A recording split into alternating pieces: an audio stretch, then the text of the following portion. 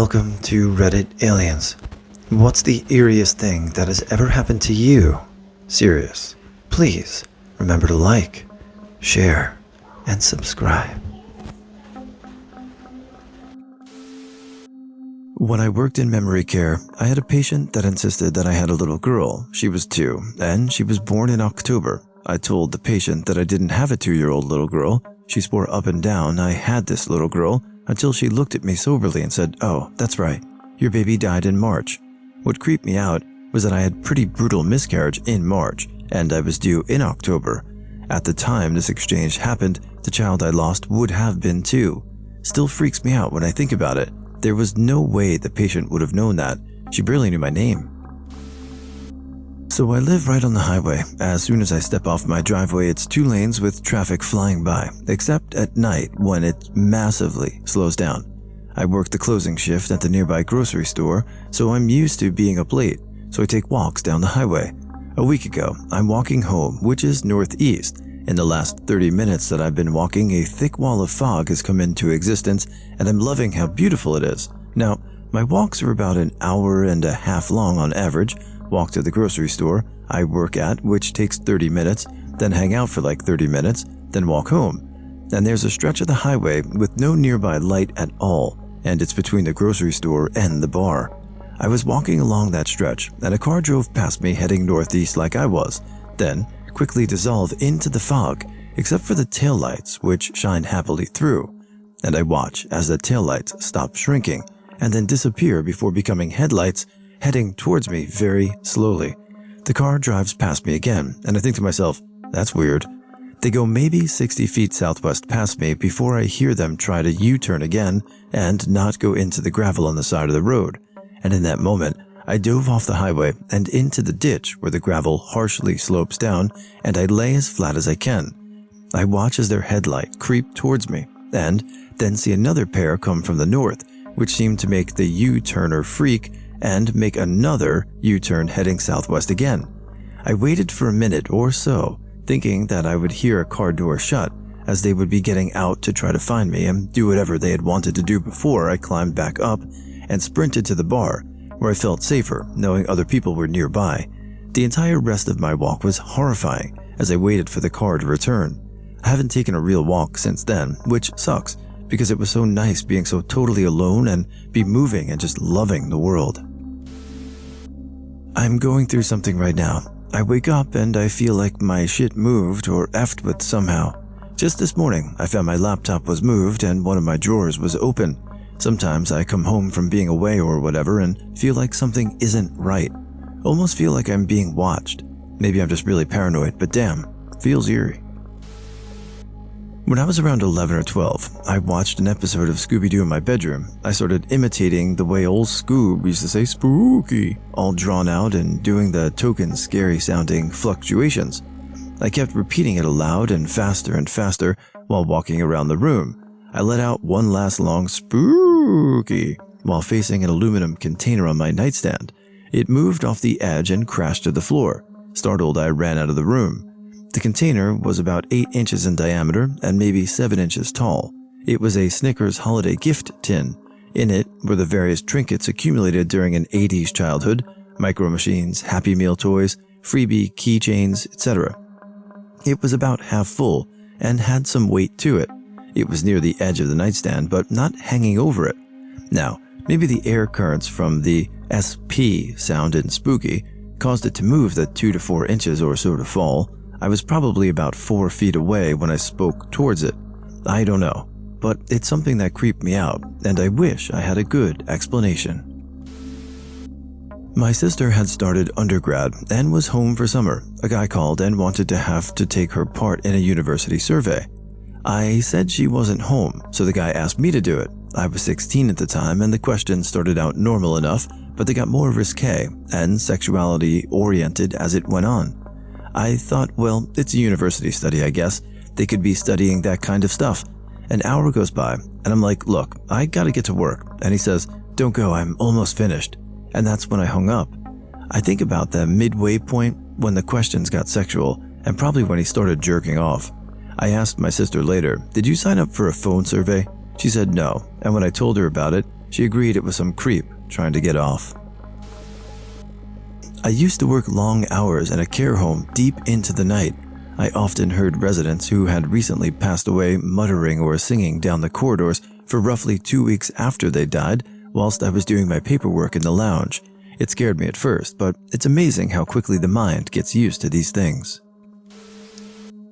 A while back, a buddy of mine were in my room playing League of Legends. My door was open because of how hot the day was, so I wanted to have some airflow to cool us down. About to head into a team fight, something moved from my periphery, and I swear it was a tiny kid. I stopped and looked at my buddy and asked if he saw a kid at my door, and he agreed that he saw a small child. I got up and started to look around. From what I saw was a tiny kid with a blue shirt and black bottoms. I could not tell if they were long shorts or jeans. At the time, my parents had some guests over, so wanted to get back to the game. I just assumed it was a kid of theirs. Later, after everything died down, I asked my parents if the people who came over had a kid with the blue top and black bottoms, and they both said they didn't have a kid.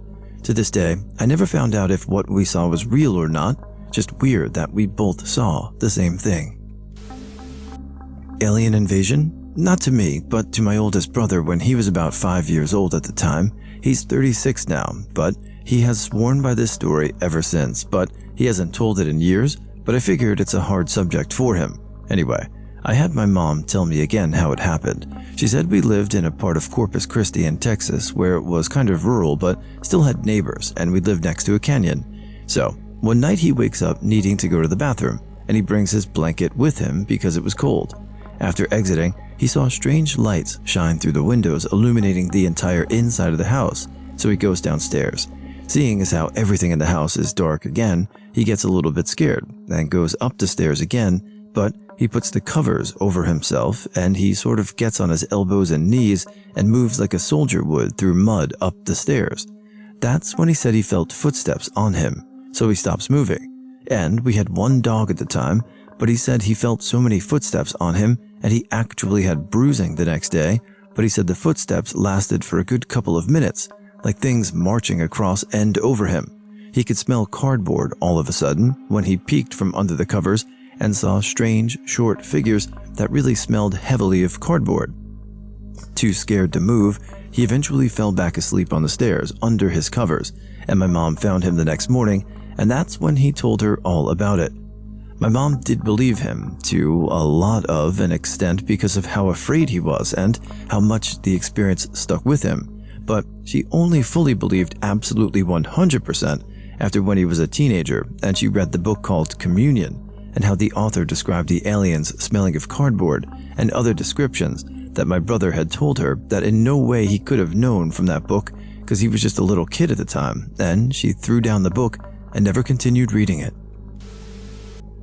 I used to work night shift in the emergency room, 5 p.m. to 5 a.m., doing patient registration and insurance verification. One night around 2 a.m., a car comes screeching up to the main emergency entrance. There was a woman doing CPR on a man in the front passenger seat. The nurses came running with a doctor and put him on a stretcher to the trauma room. They worked on him for a good 10 minutes before they pronounced him, and as soon as they pronounced him, the power went out. The air got super cold and thick, and all of the hair on the back of my neck and on my arms stood straight up. Within seconds of the power going out, the backup generator came on and the chime went off to say that a new baby was just born.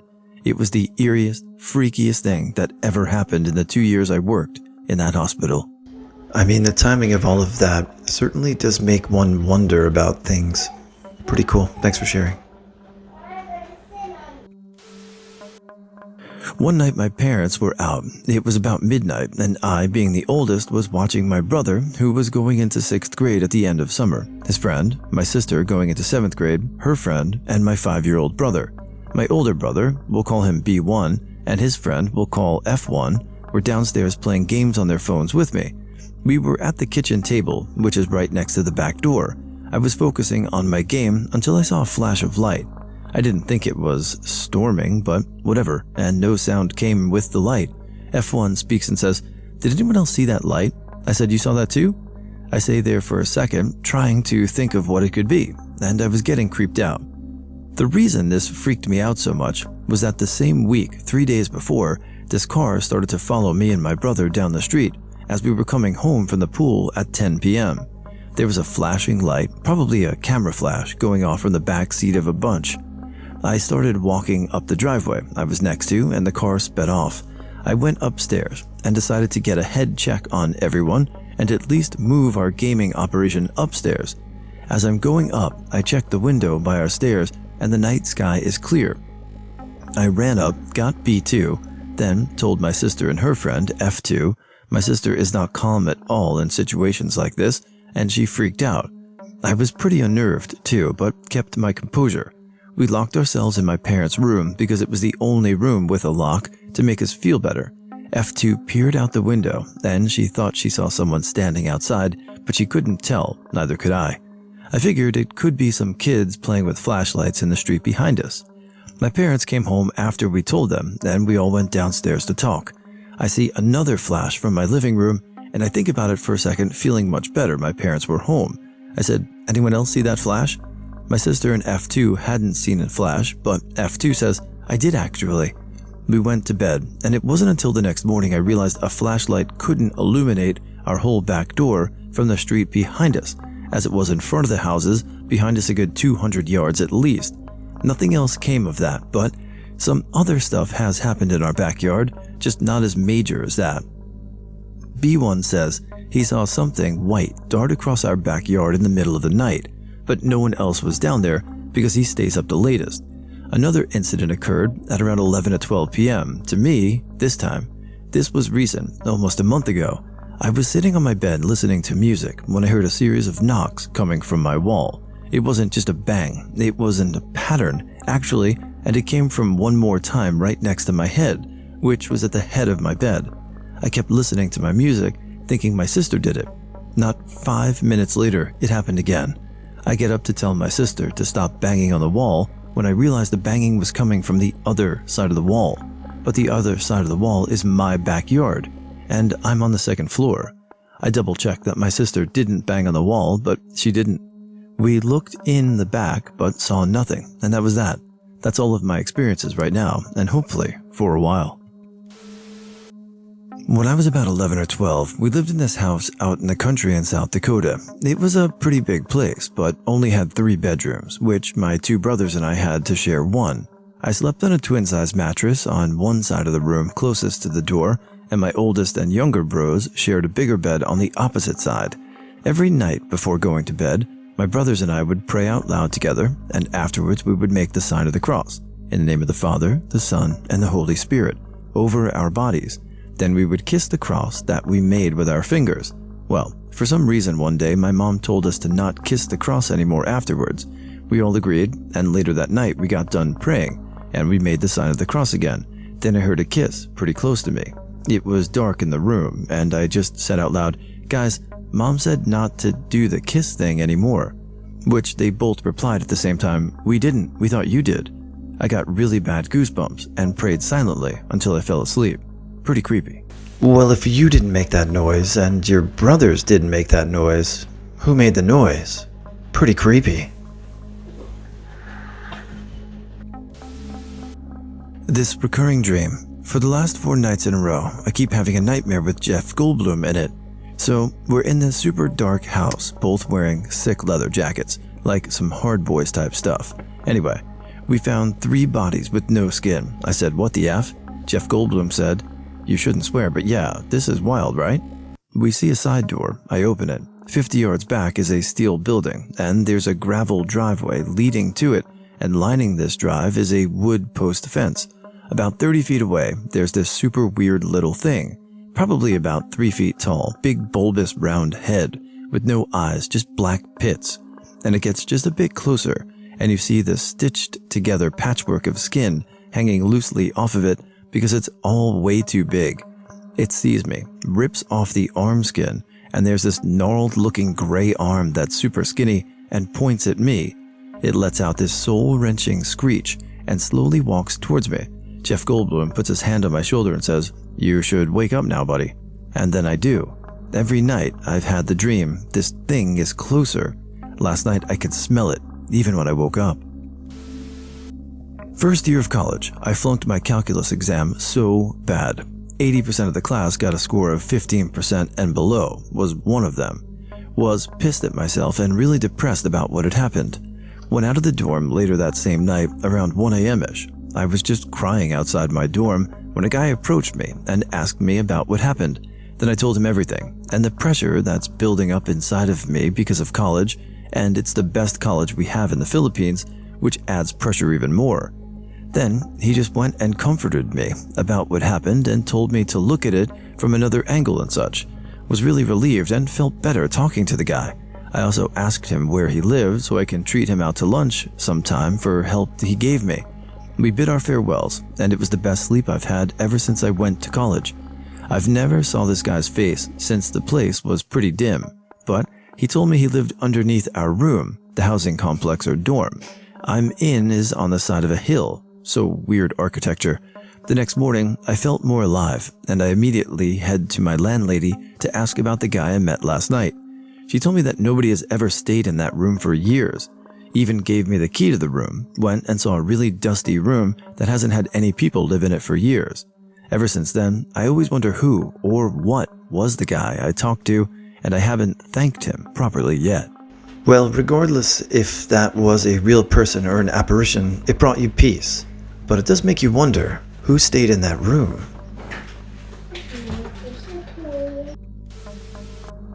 I saw a shadow person. When I was about 17, I was at my friend's apartment building, which his parents owned. It was a pretty old building in the Pilsen neighborhood of Chicago, and according to his dad, it used to be owned by Al Capone, but I'm not sure how true that was. We had an apartment on the top floor that they let us use, just hang out at, and it allowed us easy access to the roof, so we could go smoke cigarettes. One night, we were about to go up, but I had to pee, so I told him I'd meet him up there. After I was done, I went up the stairs to the attic portion that was connected to the roof. There were no lights, so we always used our phone to guide us. We had those old flip phones without lights, so you only had the light from the screen to help navigate the cluttered mess that was up there. As I made my way to the roof door, I saw a shadow pass by me. Now, this wasn't like the shadow of something moving with the light of my phone. The shadow felt solid, like a person. I followed the direction it went, thinking it was my friend. I kept saying that I knew it was him and to stop playing around. It passed me a few more times before heading to the other side of the attic, and that's when I heard my friend voice from downstairs. He got a call from his girlfriend and was in another room talking to her the whole time. I have no idea what that shadow figure was, but it really freaked me out, and I told my friend what happened and that I did not want to go back up there. Premonitions. More often as a child, but have still had a few as an adult, though less frequently the older I get. As a child, I would often dream the night before events that would happen at school or home. They weren't what would be called predictable from the perspective of, well, that happens every day. One I remember clearly was sitting at my desk in 5th or 6th grade. A friend of mine goes to the paper cabinet to get graph paper on request of the teacher to hand out to the class for the very first period of the day. I remember dreaming of the same friend opening the cabinet and finding none there, and so I blurted out, "There's none there."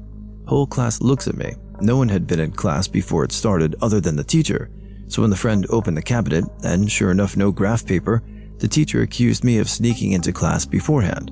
A few other friends immediately defended me because we had been playing before class, but I was considered the creepy kid for a while after that. I kept my mouth shut in the future about such things. Back in 1994, I was in my final year of high school. The street I lived on, my best friend also lived on. We had known each other since around 4 or 5, went all through school together, played at each other's homes endlessly. So this one day, I felt a bit out of sorts. I couldn't really explain it, and I decided to go for a walk and get fresh air, something that I rarely did at that time. The previous time I did something like that was probably months, if not a full year before, so it wasn't a regular routine. I walked down the street and past his house. I saw his mom putting out some garbage for the next day's pickup, but I didn't say anything to her. I remember feeling very weird as I passed their house. I don't know the best way to describe it. Not sad, maybe depressed or anxious. Unsettled is probably a better word. I kinda shrug it off and continue my walk for the next 15 minutes or so and return home. After being home for about half an hour, there's a knock at my door. My mom answers it and says it's for me. So I go down, and there's my friend, eyes red and puffy, face wet with tears. How my mom completely missed this is beyond me. So I ask him what's wrong, and he blurts out, "My dad died today." I had known his dad for as long as I'd known him, so it was a bit of a shock. We sat on my porch and talked for about an hour. It was very uncomfortable for me, since that sort of thing was new to me. I didn't know what to say, so I let him do most of the talking. Now, the caveat to this was, his dad died of lung cancer. He was a non-smoker. His mom didn't want anyone to know for whatever reason, and so I wasn't told. However, I had 2 hints months earlier that something was up. I saw a wheelchair in their house once, but his dad was in the medical profession, so I assumed it was something to do with that. And the second, I once saw his dad with a baseball cap on in the house as he walked upstairs, something I had never ever seen him wear ever, inside or out.